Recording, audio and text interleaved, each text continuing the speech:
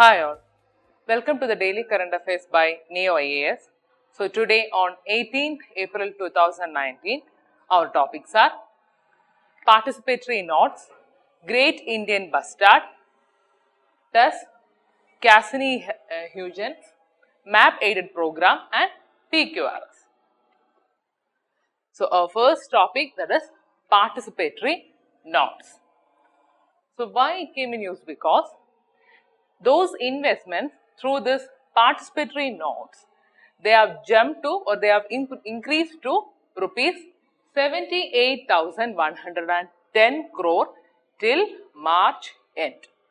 Okay, that is the news. That is this investments through this P notes has increased to 78,110 crore.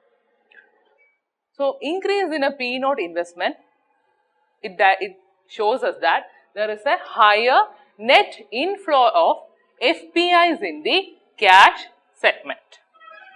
Okay. So, as I said, the investment is increased to 78,110 crore. That is, in that rupees 56,288 crore was in equities, then 20,999 crore in debt and rupees 119 crore in derivative market. Okay, this is the rates. And talking about P notes, this P notes, they are issued by the registered foreign portfolio investors to overseas players. Okay, so those overseas players who are wish to invest in the Indian capital market exchange. Okay, so these P notes are issued by the registered foreign portfolio investors to overseas players who wish to invest in the Indian capital market. The thing to be noted that, so these investment, they doesn't require any registration. So without registering, we can do this P note investment. Okay, or hence we can say that it's an alternative investment method. That is an alternative by which any foreign institutional investor, they can enter into the Indian capital market without getting registered. Okay, so we can broadly classify the foreign investments into two types, that is FDI and FII. So to make such investments, we require registration with SEBI and also we have to go through the prescribed approval process by the SEBI. But if you are making investments through P notes, it doesn't require a registration with SEBI and also those approval processes are also not required. Okay.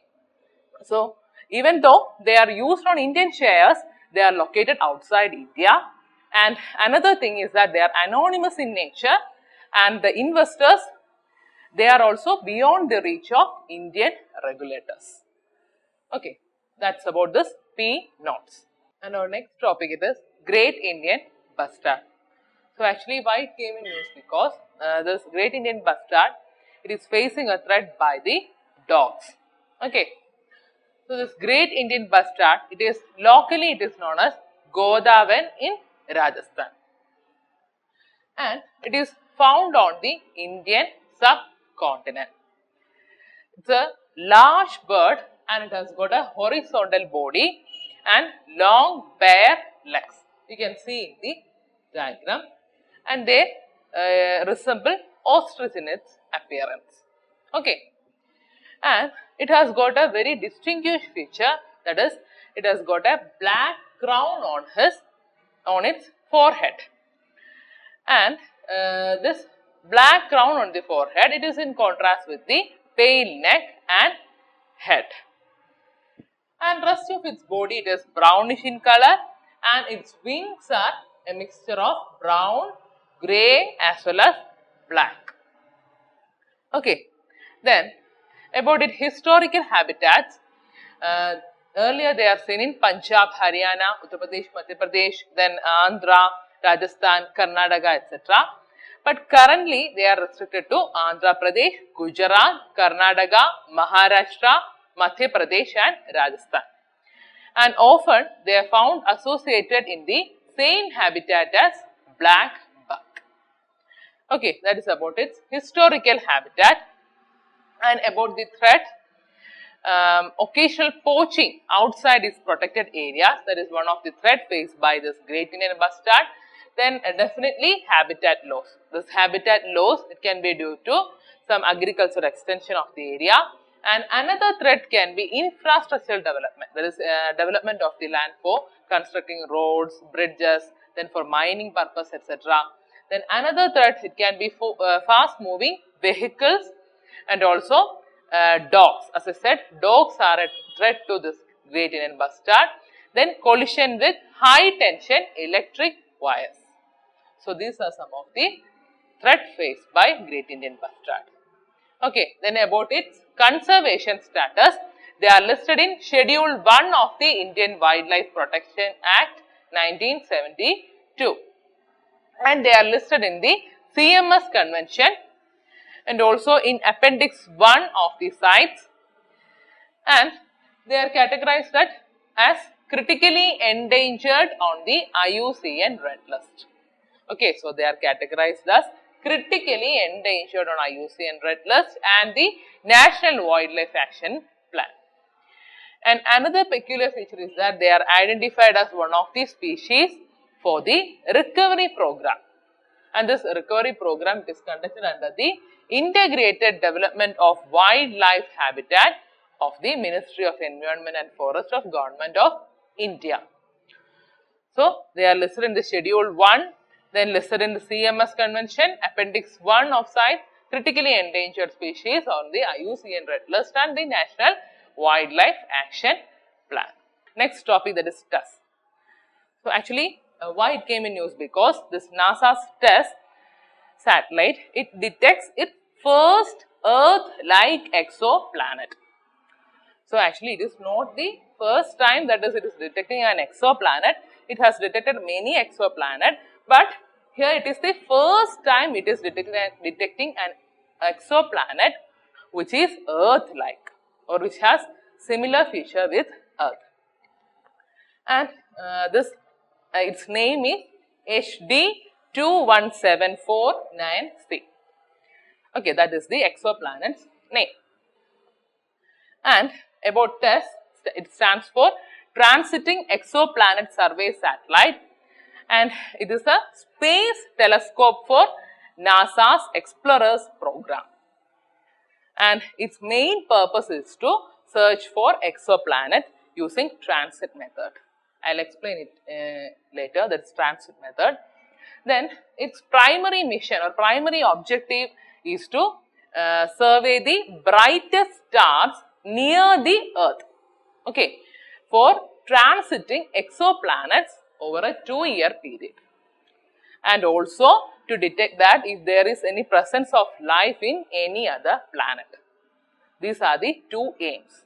So, the first one is to survey the brightest star near the Earth for a transiting exoplanet over a period of 2 years, and also to detect whether there is any other planet which has got the clues of presence of life. And it was launched in April 2018 on Falcon 9. Actually, it is a rocket developed by a private company called SpaceX. Okay, and so with the help of this gravitational assist from the moon, this spacecraft, it is settled into a 13.7-day orbit around Earth, and it uses its 4 cameras to search the entire sky. And this, as I said, it has been looking for a phenomenon called transit. So, in this transit, a planet will come in front of the star, and then a pattern or a correct clue it has been caught by the planet. That is this transit method actually. And that is a dip has been noted by this star. That is a planet, it will come in front of the star, and a dip has been noted by this star. That is this transit method. And this spacecraft, it will be looking for a transit. Okay. Then our next topic, that is Cassini-Huygens. And why it came in news? Because this NASA's Cassini spacecraft, its data gives a new insight into Titan's lakes. So, Titan is one of the moon of Saturn, And this Cassini-Huygens, it was plunked into Saturn's atmosphere in 2017. But still now the scientists are using the data which are coming from this Cassini-Huygens. And about this Cassini-Huygens, actually it's commonly called Cassini, and it is a collaboration between NASA, ESA and ASI.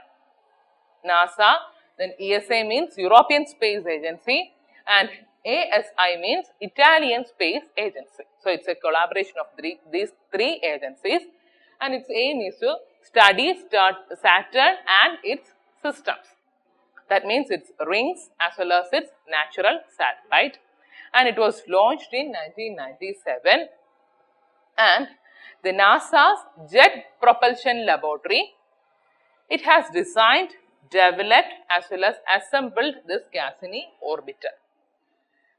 Okay, and the flagship, that is Cassini robotic spacecraft, it comprised both NASA's Cassini's probe and also ESA's Huygens lander, which landed on the Saturn's largest moon, that's the Titan. Okay, so this NASA's Cassini probe and the ESA's Huygens lander, they landed on the Saturn's largest moon. And this Cassini, it was the fourth space probe to visit Saturn. Okay, but it was the first one to enter into its orbit, and this mission it entered in September 2017 and was deliberately being pulled into the Saturn's atmosphere to avoid the collisions with the other planets and other moons of the Saturn. Okay, and some of the other spacecrafts which visited Saturn, they are Voyager 1 and Voyager 2. Then this Cassini, it was the fourth space probe to visit Saturn and was the first one to enter into the orbit. Okay. Then, in map aided program, today we will be dealing with Karang Island. So, the news is that this Karang Island was declared as the country's first cashless island. Okay, so the Union Ministry of Electronics and Information Technology, under its Digital India program, they actually announced this Karang as the first cashless island in India. This Karang Island is an idyllic lake island that is in Manipur, that is situated in the Loktak Lake. We know that this Loktak Lake, it is the highest freshwater lake in the northeast region, and this Karang Island, it is located in the middle of Loktak Lake. Here you can see the picture of Karang Island. So, this Karang Island is located in the middle of this Loktak Lake. And in Prelims question revision series, today our question is, to obtain full benefits of demographic dividend, what should India do? So, option A, promoting skill development, B, introducing more social security schemes, C, reducing infant mortality rate, then D, privatization of higher education. Okay, so the question, it is related to demographic dividend. So, actually this demographic dividend, it is the rise in the rate of economic growth, okay, to a rising share of economic age.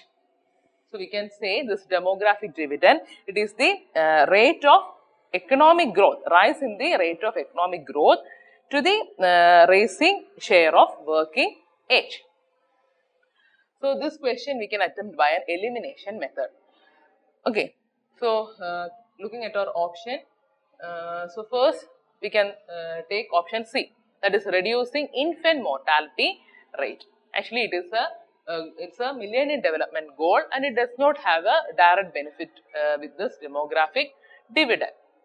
And next one, we can look into option B, that is introducing more social security schemes. Actually, introducing more social security schemes means it is much beneficial to the non-employment group of people, that is the old age people, then pensioners, etc. It does not have a benefit on demographic dividend. And the third, we can look into the option D, that is privatization of higher education means actually it is having a negative impact on the demographic dividend.